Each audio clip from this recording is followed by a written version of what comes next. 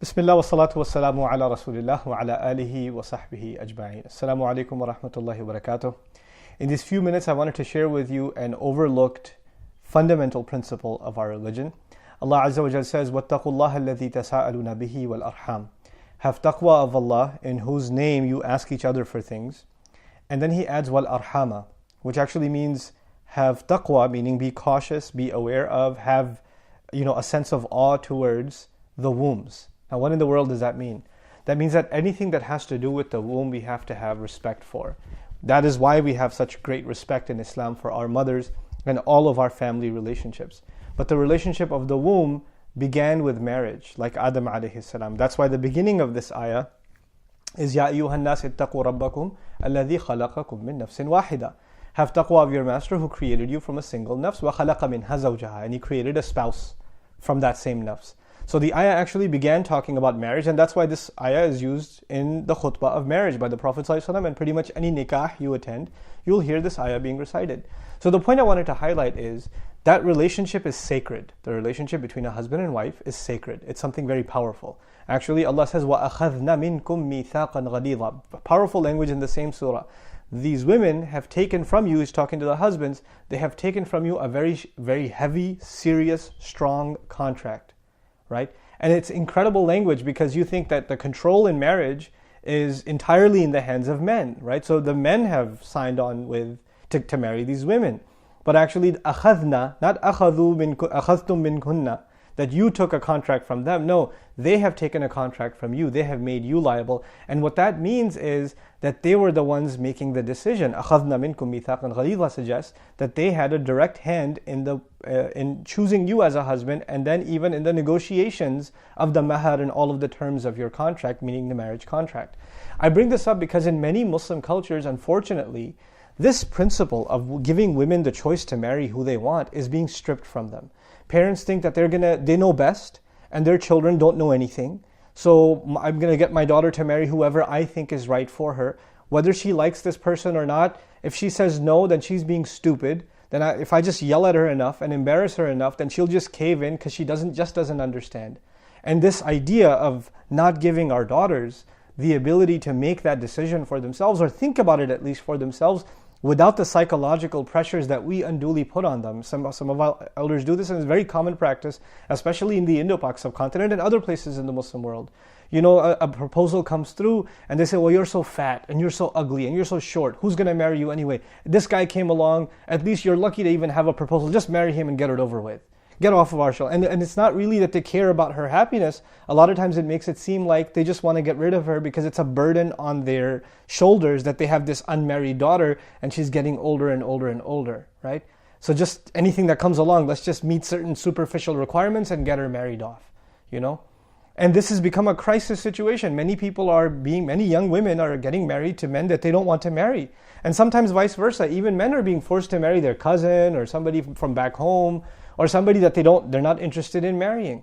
And a lot of these people come to me and they talk to me about their problems. They email me. I find out about this in social media. And you guys know many, many cases of this kind of thing. Some of you sisters that are listening to this, your parents are probably pressuring you to get married to people that you're not interested in. And you're like, if I speak out, is it disrespectful? Because Islam gives so many rights to parents, right? So is it even disrespectful for me to speak up? So in this brief video, even though this video is not going to solve the problem, I just want to highlight something. I want to address something, first of all, to the young people who are being pressured into getting married. I just want to say just a couple of things to you guys. It's not the solution to all of your problems, but at least I'll highlight some things.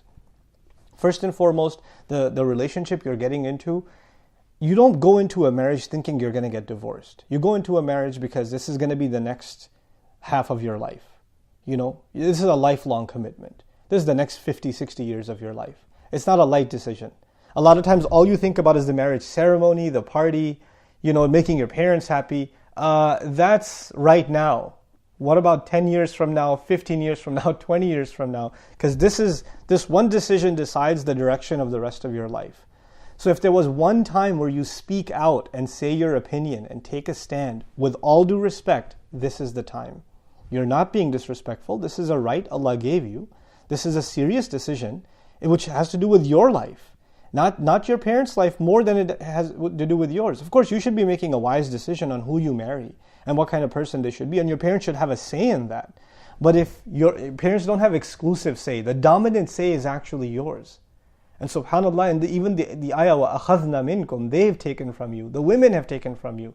Allah didn't even mention their walis. He mentioned the women themselves. You are going to be, the sisters I'm talking to now, you have to be comfortable with the person you're marrying. Of course, if you come from a conservative family and a religiously observing family, you don't go out and party. You don't go talk to men casually. You're not going to get to know the guy by going on a few dates before you decide.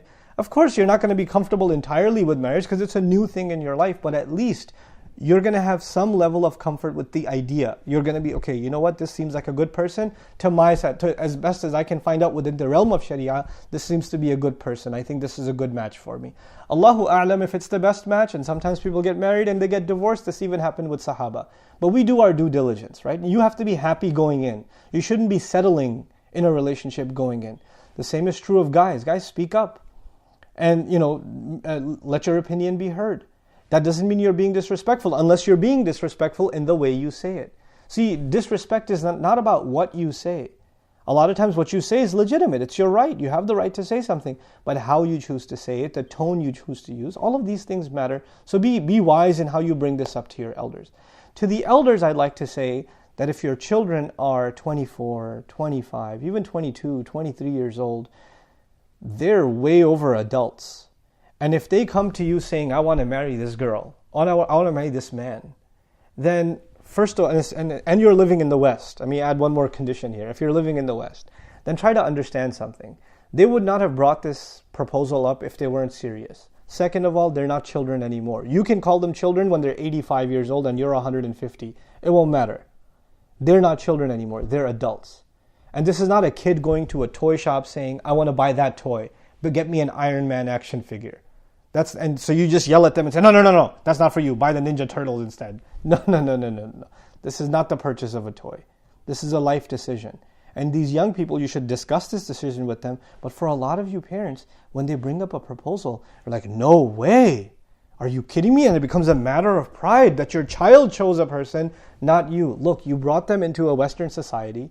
They're mingling with men and women all the time.